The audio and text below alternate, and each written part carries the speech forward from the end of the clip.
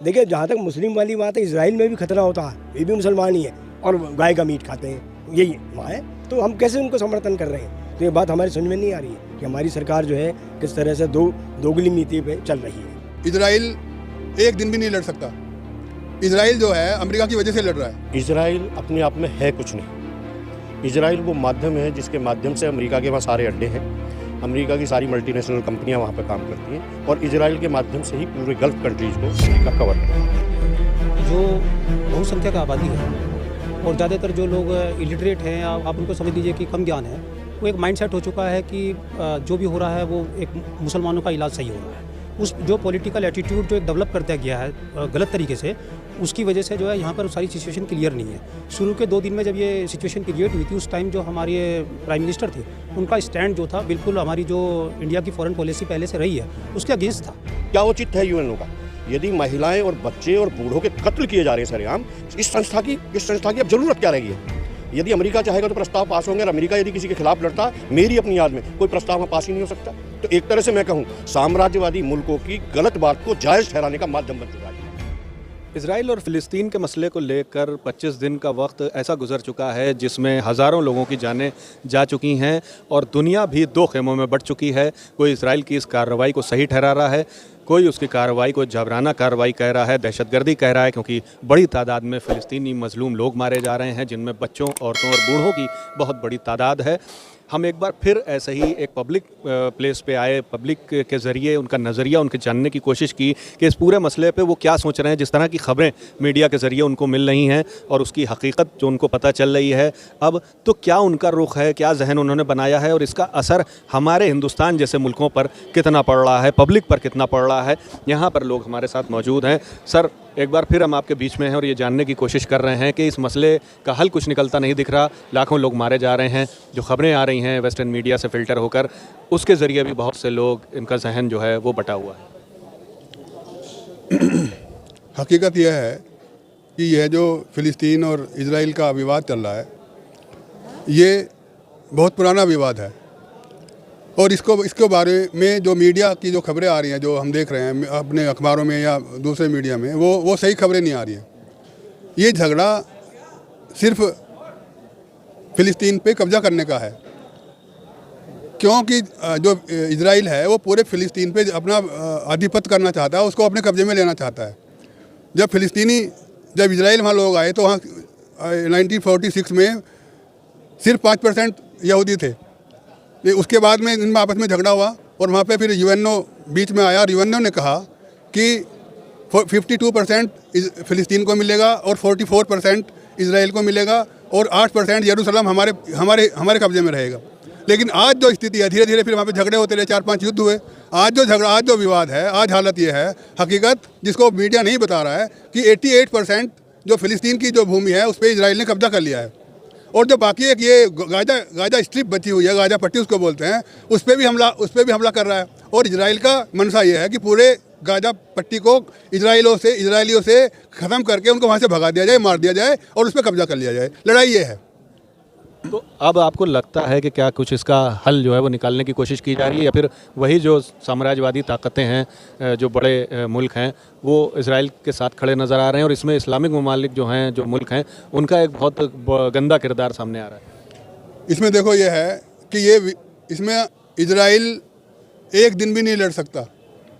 Israel जो है America की वजह से लड़ रहा है, क्योंकि जितने साम्राज्यवादी मुल्क हैं जिनका नेता अमेरिका है आज, वो सारे, जिसमें America, England, France, Germany, Italy, ये पूरे के पूरे लोग इसको देश सपोर्ट कर रहे हैं और अमेरिका सबसे ज़्यादा उस पर बढ़ चढ़ के हिस्सा ले रहा है। और हमारा मानना ये है कि जिस दिन अमेरिका की सपोर्ट इजराइल को बंद हो जाएगी, उस दिन ये झगड़ा ख़त्म हो जाएगा, ये झगड़ा नहीं चलेगा।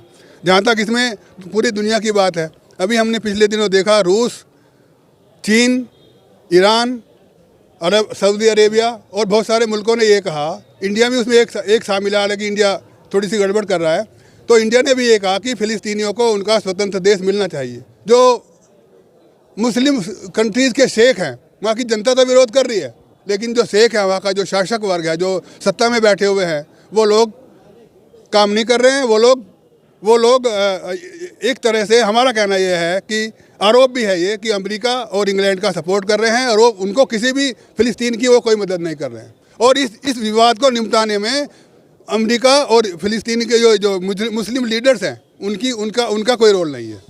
सर लगता है कि इस जेनोसाइड पे पूरा मुल्क जो है एक तरफ जाके खड़ा हो गया और उसको मतलब जायज़ ठहरा रहा है। इतने लोग वहाँ मारे जा रहे हैं। इजराइल में जो हुआ, हमास ने जो किया, उसको भी सही नहीं ठहराया जा सकता। वहाँ भी आम नागरिक मरे, लेकिन क्या उसका बदला ये है कि आप मासूम बच्चों को, औरतों को घर से बेघर सिर्फ ना करें बल्कि उनके घरों के नीचे उनकी कब्रें बना दें। ये जो इतना बड़ा जेनोसाइड हुआ है, ये लगता है कि बड़े मुल्कों की जो है इस पर पुष्ट पनाही है, पीछे से वो खड़े हुए हैं, इसकी वजह से उसको सपोर्ट मिल रहा है। यूक्रेन वॉर में एक अलग राग था नाटो कंट्रीज़ का और यूरोपियंस का, और इसमें बिल्कुल एक दूसरा पक्ष सामने आ रहा है। असल में अमरीकी साम्राज्यवाद को समझे बिना इस चीज़ का पूरा जवाब नहीं आ सकता है। इजराइल अपने आप में है कुछ नहीं। इजराइल वो माध्यम है जिसके माध्यम से अमेरिका के वहाँ सारे अड्डे हैं, अमेरिका की सारी मल्टीनेशनल कंपनियां वहाँ पे काम करती हैं, और इजराइल के माध्यम से ही पूरे गल्फ़ कंट्रीज़ को अमेरिका कवर करता है। तो मेरा कहना ये भी है कि इजराइल इस युद्ध को नहीं लड़ रहा है, अघोषित रूप से अमेरिका इस युद्ध को, अमेरिका और उसके चारों पांचों मित्र अघोषित रूप से वो इसके खिलाफ लड़ रहे हैं और कहीं ना कहीं खौफ का माहौल वहाँ की जनता में पैदा करना चाहते हैं कि यदि किसी ने भी सर उठाया तो उसका हाल फ़िलिस्तीन जैसा होगा। और उस माध्यम से पूरे तेल पर आज भी उनका कब्जा मैक्सिमम हिस्से पे, और पूरी तरह से पूरे तेल पर कब्जा करना चाहते, एक बात। और दूसरा, यूएनओ है हमारी सबसे बड़ी संस्था जहाँ सारे प्रस्ताव होते हैं, सारी बातें होती हैं। कहाँ गया यूएनओ? और ये कत्लेआम बेहद गलत है। और भारत की स्थिति बताऊं, भारत पूरी तरह से, भारत की आवाम फ़िलिस्तीन के साथ है और वहाँ हो रहे जो कत्ल हैं उनकी निंदा ही नहीं करते। हम चाहते हैं वहाँ युद्ध विराम हो, और जो शेख हैं वहाँ के, वो शेख बोल कुछ रहे हैं, कर कुछ रहे हैं, अपनी फेस सेविंग कर रहे हैं। नेगेटिव रोल है उनका पूरी तरह से। यदि वो मजबूती के साथ ईरान या और सारे लोग खड़े हो जाते तो ये परिस्थितियाँ नहीं होती। यही एक बड़ा सवाल है सर कि इस्लामिक कंट्रीज़ 57 कंट्रीज़ अगर ये प्रेशर डालें, और इनमें से 5-6 मुल्क तो बड़े ऑयल सप्लायर हैं कि अगर वो बैन कर दें और ऑयल सप्लाई रोक दें तो हाहाकार मर जाए पूरी दुनिया में, लेकिन वो कुछ नहीं कर रहे हैं, सिर्फ बयानबाजी करने से ज़्यादा। तो आपको लगता है कि उम्मत की बात करने वाले ये मुल्क जो हैं, इनका चेहरा बहुत गंदा चेहरा है, और उसकी हकीकत, इनकी ताकत की जो ये बताते हैं, वो सिर्फ इस वक्त सामने खुल के सामने आ गई है? ऐसा है कि जो मुल्क हैं, जो है ईरान है और अफ़गानिस्तान है, अरब कंट्रीज़ हैं, दुबई है, ये जो जितने भी इस्लामिक मुल्क हैं, ये जो है सब अपने जो है ऐश व आराम में जो है मस्त हैं। ये जो है खाली जमा खर्च, मतलब जो है बातों से काम चला रहे हैं। कोई जो है सही ढंग में जो है उनके जो है साथ नहीं खड़ा हुआ है। एक्चुअल बात तो है ये। दूसरी चीज़ ये है कि ये जो है इजराइल जो है टेक्नोलॉजी के अंदर बहुत आगे है, और इसीलिए उसने जो है अपने भी जो भी टेक्नोलॉजी के अपने जो है जो वो बना रखे हैं अपने जो हेड ऑफिस, वो एक तो है आबू धाबी में और दूसरा है दुबई में। वो इसीलिए सिर्फ कि अगर जो है किसी वजह से इसके ऊपर आक्रमण या जो है कोई वो बड़ा हमला होता है तो ये अपनी जो है टेक्नोलॉजी को बचा सके, इसलिए उसने जो है वहाँ बनाए हैं।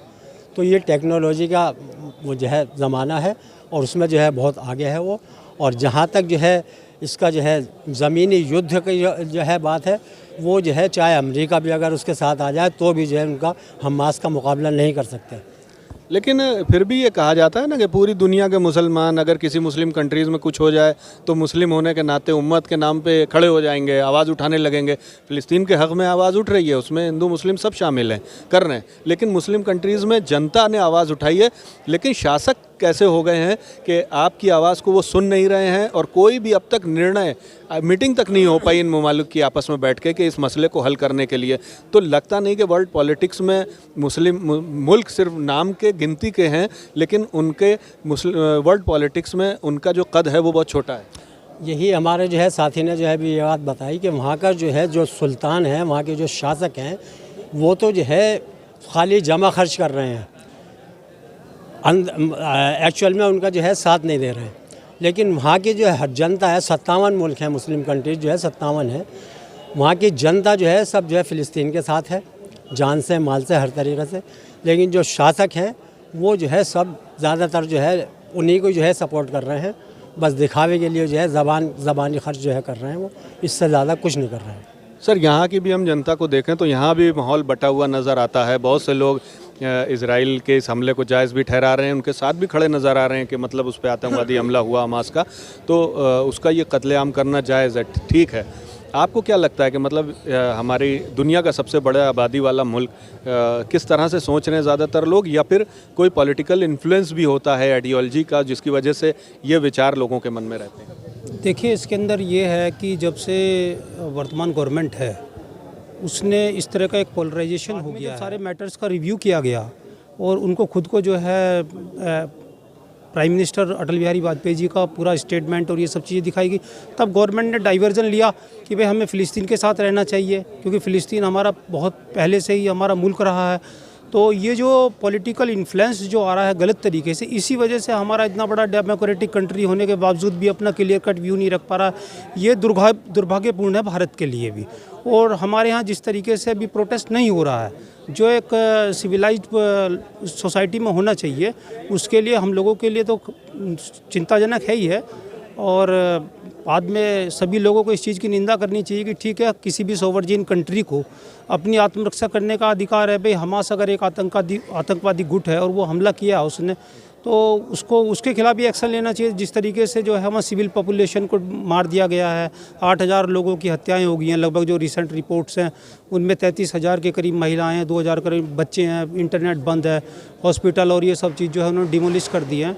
और तो ये शेमफुल घटना तो है ये पूरी, इसमें हम सब लोग निंदा कर रहे हैं। लेकिन भारत का स्टैंड जो है मेरे व्यू में, पर्सनल व्यू में, गवर्नमेंट का कोई क्लियर नहीं है इस बारे में, मेरा यही कहना है। सर स्टैंड क्लियर नहीं है गवर्नमेंट का, लेकिन उसके बावजूद भी कुछ कर नहीं पा रहे हैं बड़े मुल्क, और ख़ास तौर पर जो पब्लिक है उसके व्यूज़ भी बटे हुए हैं। क्या एक तरह का प्रेशर डेवलप किया जा सकता है, या फिर गलती कहाँ है? देखिए, गलती तो हमारे यहाँ जो मीडिया है वो तो आप देखिए, एक चैनल तो पूरा वही दिखा रहा है कि फ़िलिस्तीन पे हमला हुआ, आतंकवादियों पे हमला हुआ, इजराइल ने हमला कर दिया, कुछ नहीं दिखा रहा। उसी तरह से जनता अपना मन बना लेती है जो देख रही है। और सरकार का जो रवैया है वो भी मैं उचित नहीं मानता। फ़िलिस्तीन से तो हमारे यासिर अराफात जब थे बहुत अच्छे संबंध थे, और वो इंदिरा गांधी को बहन मानते थे, अच्छे संबंध थे।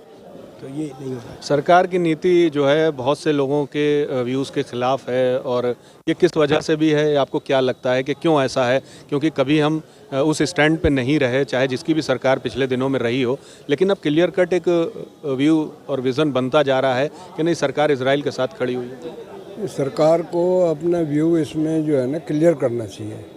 कभी तो वो फ़िलिस्तीन की बात कर देते, कभी इजराइल की बात करते, तो इस तरह से दो उस पर पायदान पे चलना कोई जो है सरकार के लिए अच्छी बात नहीं है। हमारा देश बहुत बड़ा देश है और इसका जो प्रभाव है अपना एक अलग ही इम्पैक्ट पड़ सकता है, लेकिन इसके लिए इन्हें जो है क्लियर कट जो है काम करना चाहिए।